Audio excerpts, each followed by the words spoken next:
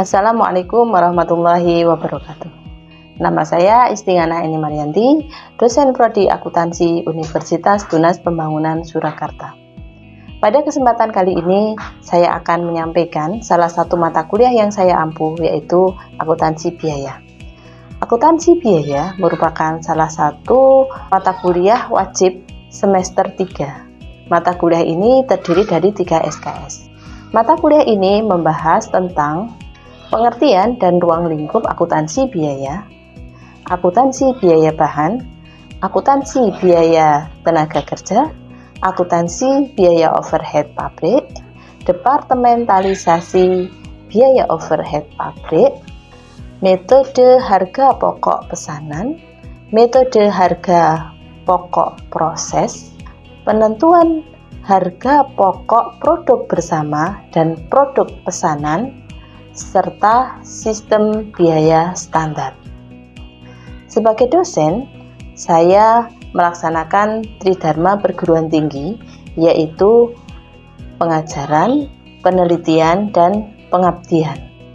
Di bidang pengajaran, saya menerapkan DIE, yaitu Delivery, Interaction, dan Assessment.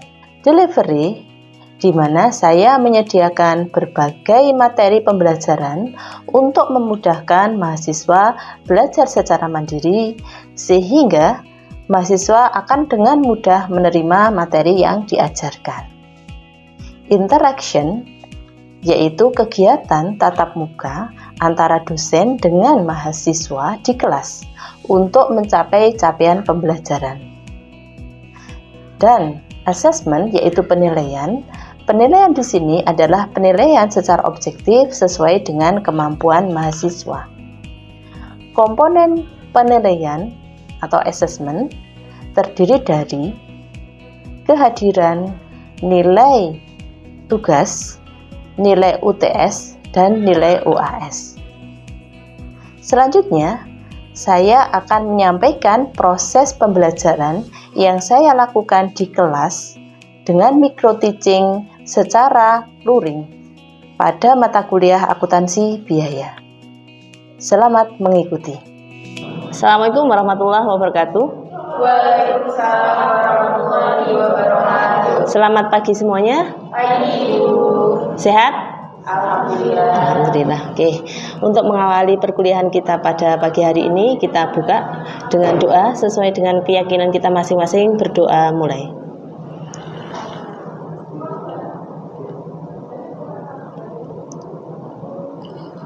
Berdoa selesai.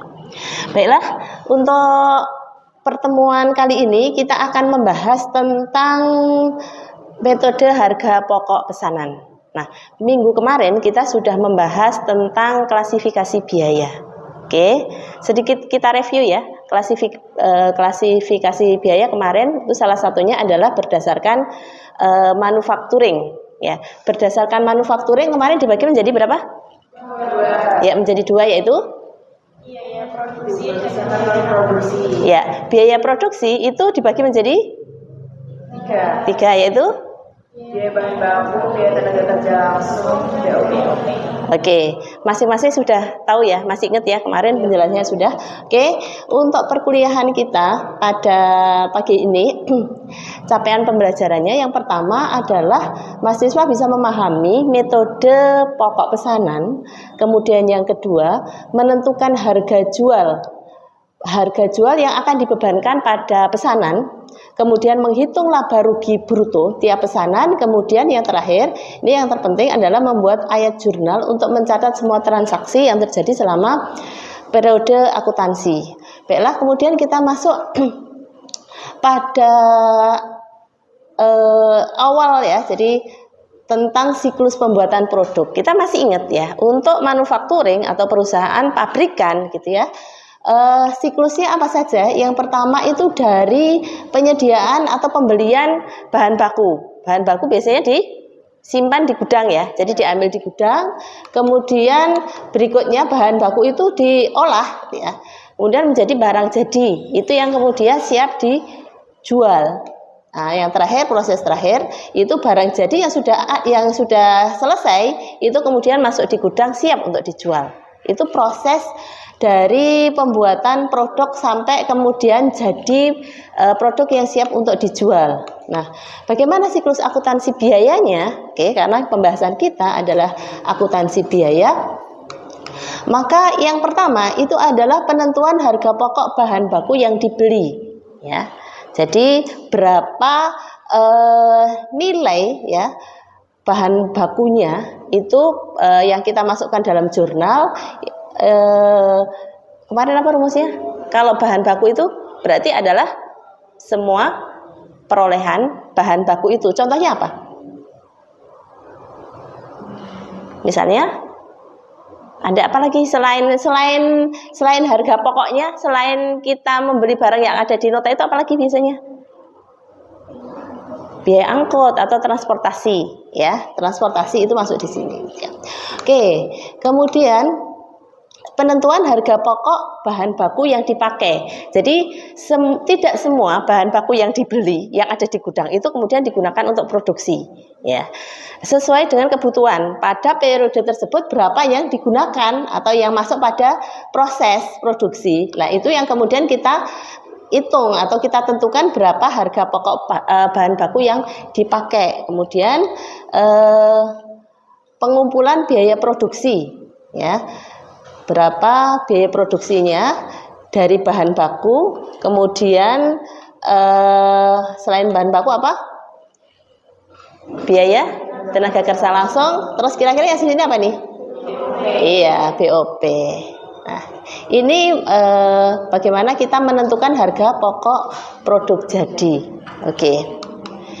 Nah, sekarang masuk pada pembahasan karakteristik metode harga pokok pesanan. Nah, sebelum kita membahas ini, kita lihat dulu apa karakteristik perusahaan yang produksinya itu berdasarkan pesanan. Ya. Yang pertama, proses pengolahan produksi terjadi secara putus-putus. Ya, ada yang tahu? Kira-kira kenapa? Kok bisa putus-putus? Iya, ya. Jadi produk berdasarkan pesanan itu hanya dibuat ketika memang ada pesanan masuk. Contohnya apa sih produk perusahaan yang produksinya berdasarkan pesanan? Percetakan, apa lagi? Mebel, ada lagi?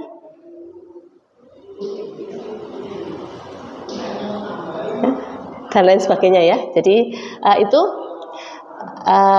yang berikutnya adalah produk yang dihasilkan sesuai dengan spesifikasi yang ditentukan oleh pemesan, ya. Karena di sini sekali lagi bahwa kita akan menentukan produk atau biaya, ya, bahan baku yang berdasarkan pesanan, ya, harga pokok berdasarkan pesanan.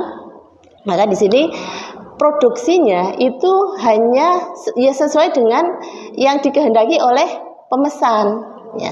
Kemudian yang ketiga, produk ditujukan untuk memenuhi pesanan, bukan untuk pemenuhan persediaan di gudang, ya. Jadi karena tadi ya, karena produk itu hanya dibuat untuk memenuhi pesanan gitu ya, dan tidak speknya setiap pemesanan itu bisa jadi berbeda-beda. Kalau kemudian kita memproduksi banyak, oh ini kayaknya sih akan butuh nih, misalnya kayak spekulasi, kira-kira apa yang terjadi? Nggak laku, resiko nggak laku, kemudian harga turun gitu ya, karena barang udah jadi, saya nggak butuh, biasanya kan nilai tawarnya kan rendah gitu kan ya. Oke, ya jadi nggak akan ada yang beli, bisa jadi gitu ya, makanya kan kemudian harganya jadi murah gitu. Kemudian nah ini masuk ke pembahasan kita, yaitu karakteristik metode harga pokok pesanan. Yang pertama, ada perusahaan memproduksi berbagai macam produk sesuai dengan spesifikasi pemesan. Jadi bisa jadi tidak hanya satu jenis saja, tetapi beberapa. Bisa jadi dalam satu periode, misalnya 1 bulan, itu dia menerima pesanan yang berbeda-beda dengan spek yang berbeda. Ya, di sini ya. Dengan kemudian untuk harga pokok produksinya itu dihitung secara individual. Artinya secara individual itu per pesanan. Misalnya produk dengan spek A, maka dihitung dulu. Produk dengan spek A, B, kemudian dihitung sendiri, gitu ya. Kemudian yang ketiga, biaya produksi langsung. Jadi biaya produksi langsung terdiri dari biaya bahan baku dan juga tenaga kerja langsung, sedangkan biaya produksi yang tidak langsung itu adalah biaya overhead pabrik. Ya, BOP-nya itu merupakan biaya produksi yang tidak langsung, ya. Kemudian yang ketiga, biaya produksi langsung diperhitungkan sebagai harga pokok produksi pesanan tertentu, sedangkan biaya overhead pabrik itu diperhitungkan berdasarkan tarif yang ditentukan di muka. Ya, jadi orang ketika datang untuk mesan barang, kan nggak mungkin kemudian, Bu, gimana harganya pesanan saya? Kemudian jawabnya, oh nanti kalau sudah produksi selesai. Ya, jadi enggak. Harusnya apa? Sejak awal. Makanya di sini ditentukan di muka berapa tarifnya. Ketika kemudian biasanya kan ada kalau produk atau barang itu kadang-kadang di pasaran sudah ada dan sudah ada harganya. Tetapi kemudian ketika ada pemesan datang ke kita kemudian menawar, ya kira-kira boleh enggak dan sebagainya, ya maka di sini kita bisa menentukan ya harganya berapa, ya apakah kemudian pemesan lanjut ataukah tidak, ya itu tergantung dia gitu ya, keputusannya gitu. Oke. Kemudian yang keempat ya adalah harga pokok produksi per unit itu dihitung pada saat pesanan selesai diproduksi, yaitu jumlah biaya produksi yang dikeluarkan dibagi dengan jumlah unit yang dihasilkan pada pesanan yang bersangkutan, ya. Jadi ini bagaimana kemudian per unitnya biasa ya, seperti biasanya, cuma di sini karena adalah produk yang berdasarkan pesanan, maka ya berapa istilahnya harga pokok pesanan total kemudian dibagi dengan unit yang diproduksi. Oke, berikutnya, nah ini ada beberapa manfaat yang terkait dengan informasi harga pokok produksi per pesanan. Ya, yang pertama, ya, menentukan harga jual yang akan dibebankan pada pemesan. Ya, jadi untuk pesanan berdasarkan harga pokok berdasarkan pesanan, maka sebelum produksi selesai, ya tentunya kita harus memberikan atau sudah memperkirakan berapa harga jualnya, karena ini harga jual yang akan kita tawarkan kepada pemesan. Ya, apakah pemesan memutuskan untuk membeli ataukah tidak, tergantung di sini. Bagaimana kita menaksirkan atau memperkirakan. Nah, bagaimana cara menghitungnya? Yaitu taksiran biaya produk untuk pesanan, kemudian taksiran biaya non produksi. Jadi berapa biaya produksinya dan juga non produksinya menjadi total biaya berapa yang dikeluarkan. Dan ini sifatnya masih taksiran.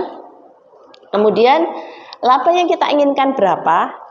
Itu kemudian dijumlahkan, itu menjadi taksiran harga jual yang dibebankan kepada pemesan. Jadi ini yang kita tawarkan kepada pemesan, harganya di sini gitu ya. Ya, jadi total biayanya, kemudian taksiran biayanya ditambah dengan laba yang diinginkan. Nah, ini bagaimana cara menghitung taksiran biaya produksi? Masih ingat ya, terdiri dari biaya bahan baku, biaya tenaga kerja langsung dan oke. Nah, yang kedua, manfaat yang kedua dari penghitungan harga berdasarkan harga pokok pesanan itu adalah mempertimbangkan penerimaan atau penolakan pesanan. Apakah kita akan menerima ataukah menolak dari pesanan itu, karena tentunya barang di pasaran itu sudah ada harga pasarnya berapa, ya. Kemudian pemesan ini kemudian akan melihat taksiran biaya kita berapa atau harga yang kita tawarkan berapa, bisa jadi masih ditawar oleh pemesan. Kalau kemudian pemesan menawar harga di bawah dari yang kita patok dan intinya tidak masuk lah perhitungannya, maka bisa jadi kita akan menolak, ya. Menolak atau menerima itu tergantung di sini. Oke. Kemudian yang ketiga itu memantau realisasi biaya produksinya, ya. Nah, jadi bagaimana biaya yang terjadi, biaya sesungguhnya yang terjadi, ya, dibandingkan dengan biaya yang kita taksirkan. Apakah biaya sesungguhnya itu lebih tinggi atau sama ataukah di bawah dari yang kita taksirkan tadi di awal. Kalau penaksiran kita, taksiran harga kita itu di bawahnya, maka keuntungannya tentunya lebih kecil, ya, karena kita memberi harga murah gitu ya. Tapi kalau taksirannya di atasnya, keuntungannya besar, tapi resikonya pembeli nggak akan balik lagi karena merasa kita lebih mahal gitu ya. Oke, kemudian yang keempat, menghitung laba atau rugi bruto tiap pesanan. Ya, jadi berapa laba atau ruginya? Ya, itu di sini tadi gitu ya. Setelah diketahui harga jualnya berapa? Harga jualnya di mana? Tadi ya, dari tawaran kita kepada pemesan. Nah, kemudian dikurangi dengan total biaya produksi pesanan tertentu. Biaya sesungguhnya yang di sini itu berapa? Kemudian akan diperoleh dengan laba bruto. Yang berikutnya yaitu menentukan harga pokok persediaan, produk jadi dan produk dalam proses yang dimasukkan dalam neraca. Ya, pertanggungjawaban seorang manajer itu ada dalam laporan keuangan dan salah satunya adalah neraca. Oke. Nah, kalau di sini kalau kita lihat ya, harga pokok persediaan, kira-kira kalau HPP, kalau di sini di neraca sebelah mana? Di bagian apa? Hah? Apa? Yang keras ini suaranya? Aktiva. Oke. Ini kok masih malu-malu. Ya. Di bagian aktiva yaitu persediaan. Nah, jadi persediaan kita berapa di sini? Nah, dengan menggunakan penghitungan ini maka kita bisa menyajikannya dalam laporan keuangan, yaitu ada di neracanya. Nah, kemudian yang pembahasan kita yang terakhir itu terkait dengan ayat jurnal. Ya, jadi ayat jurnal yang harus kita buat terkait dengan transaksi selama selama satu periode ketika ada pesanan itu di sini, yaitu ada pembelian bahan baku dan juga bahan penolong. Jadi pembelian ya bahan baku maupun bahan penolong di sini, ya, yaitu apa? Persediaan, ya, oke, ya. Jadi persediaan bahan baku pada utang dagang. Kalau persediaan bahan penolong,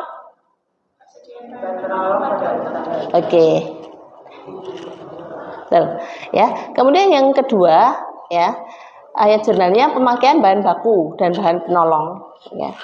Kemudian yang ketiga nanti bisa dilihat sendiri di sini pencatatan tenaga kerja. Jadi selain bahan baku kita mengeluarkan biaya tenaga kerja. Di sini ya ada ayat jurnalnya yaitu pencatatan biaya tenaga kerja yang belum dibayarkan, masih terutang. Ya, karena belum gajian gitu ya. Makanya kan kemudian penghitungannya adalah utang gaji di sini gitu. Kemudian pencatatan distribusinya. Ya. Distribusi dari biaya tenaga kerja yaitu biaya tenaga bagian apa saja. Kalau biaya tenaga kerja yang kita keluarkan apa? Biaya tenaga kerja bagian produksi, kemudian bagian pemasaran, oke, dan administrasi umum. Oke, di sini. Nah, ini distribusinya. Jadi di bagian produksinya itu biaya tenaga kerjanya berapa, kemudian bagian pemasaran berapa, bagian administrasi umum berapa di sini. Kemudian pencatatan pembayaran gaji dan upah ya saat gajian. Tuh kita buat ayat jurnalnya ya. Nah, yang berikutnya itu pencatatan biaya overhead pabrik. Nah, seperti di sini ya.